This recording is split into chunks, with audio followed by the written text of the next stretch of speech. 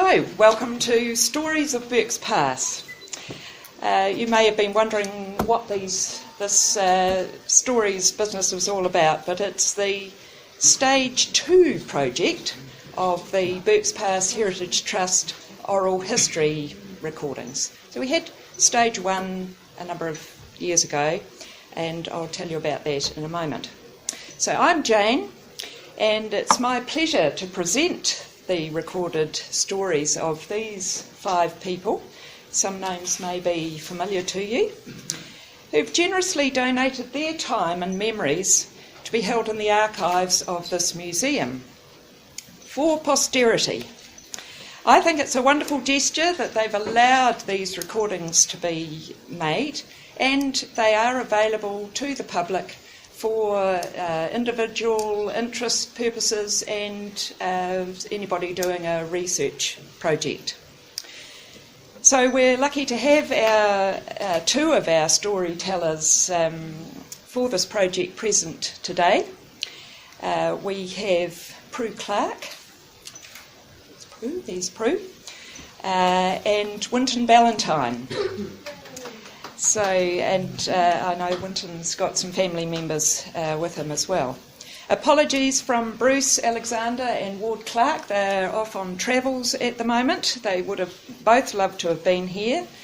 And our 5th candidate, Nancy McKinnon, sadly passed away late last year. I know she would have loved to have been here.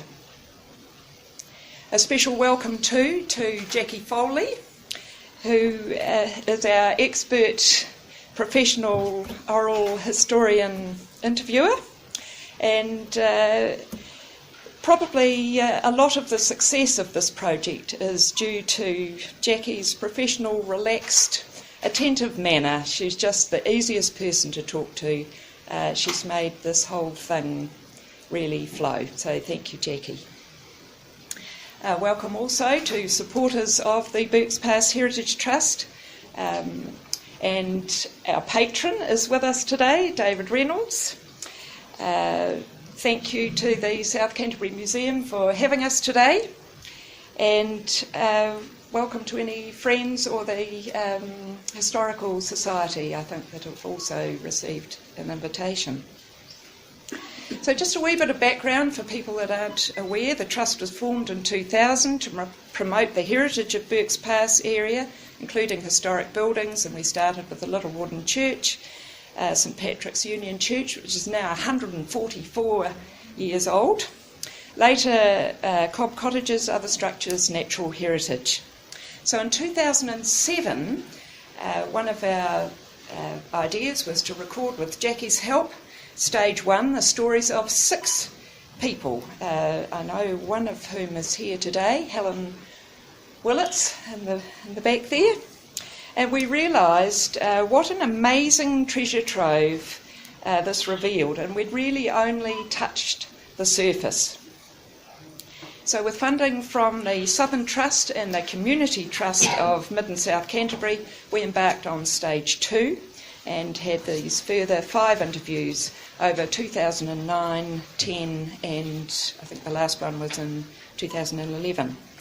So the plan today is to celebrate this project and play for you some short excerpts from each of these storytellers to give a flavour of their stories. But as these interviews are often several hours long, it was an amazing time donation from everybody. They're really like a snapshot of a movie, so really don't present the whole summary of the interview at all. It was incredibly difficult to choose which of these gems to choose from. We've added a few photographs from our archives to illustrate some of the stories. Some of the photographs don't necessarily represent what the person is saying, but they were of interest.